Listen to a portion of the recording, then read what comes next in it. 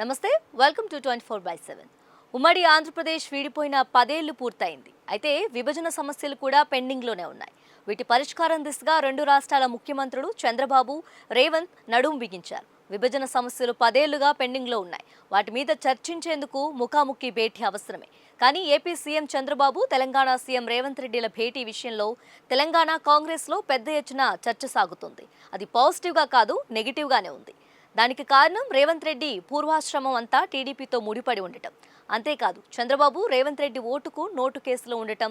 వీటితో పాటు అతి కీలకమైన అంశం ఏమిటి అంటే రేవంత్ రెడ్డి ద్వారా చంద్రబాబు తెలంగాణ మీద ఆంధ్ర పెత్తనం చలాయిస్తారు అని విపక్షంలో ఉన్న బీఆర్ఎస్ అధినేత కేసీఆర్ అడ్వాంటేజ్ గా ఎక్కడ తీసుకుంటారో అన్న ఆందోళన వ్యక్తమవుతుంది. చంద్రబాబు ఎన్డీఏలో ఉన్నారు. ఆయన అత్యంత కీలకంగా ఉన్నారు. ఇక కాంగ్రెస్ ముఖ్యమంత్రి రేవంత్ రెడ్డి కాంగ్రెస్ ఎన్డీఏకు బద్ద వ్యతిరేకి. కాంగ్రెస్ ఇండియా కూటమిలో ఉంది. ఇది రాజకీయంగా చూస్తే ఒక భిన్నమైన వాతావరణాన్ని సూచిస్తుంది.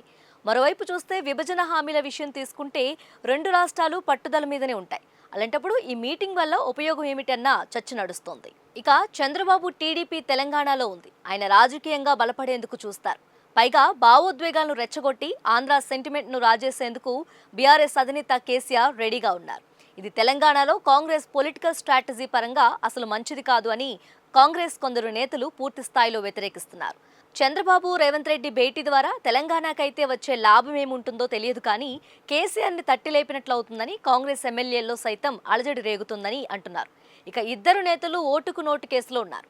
కాబట్టి అసలు చర్చ రెండు రాష్ట్రాల ప్రయోజనాల కంటే సొంత ప్రయోజనాలు అన్న చర్చ కూడా సాగుతుందట. ఏదేమైనా కేంద్రం పెద్దన్నగా ఉండి రెండు రాష్ట్రాల మధ్య విభజన సమస్యలను తీర్చాలి. అలా జరిగితే బాగుంటుందని, ఇప్పుడు రెండు రాష్ట్రాలకు న్యాయం జరుగుతుందని అంటున్నారు. అలా కాకుండా ఒక స్టేచర్ కలిగి ఎవరి స్టేట్కి వారు అధిపతులుగా ఉంటూ జరిపే ఈ భేటీలో తేలేదేమీ ఉంటుందని అంటున్నారు మరికొందరు. తెలంగాణ, ఏపీకి బకాయిలు చాలా పడింది. వాటిని కేసీఆర్ 10 ఏళ్ల కాలంలో ఇవ్వలేదు. అనేక కారణాలు చెప్పుకొచ్చారు. ఇప్పుడు వాటిని రేవంత్ రెడ్డి ఆమోదిస్తే అప్పుడు బీఆర్ఎస్ నుంచి నిరసన మొదలవుతుంది. అలాగే ఆస్తుల పంపకంలోనూ ఎన్నో వాదనలు అటు ఇటు ఉన్నాయి. ఇదే విధంగా అనేక ఇతర సమస్యలు వెనుక సెంటిమెంట్లు ఉన్నాయి. వీటిని పరిగణలోకి తీసుకోకుండా హామీలు ఇచ్చి వస్తే అది రేవంత్ రెడ్డికే కాదు, కాంగ్రెస్ కూడా దెబ్బ పడుతుందని అంటున్నారు రాజకీయ విశ్లేషకులు.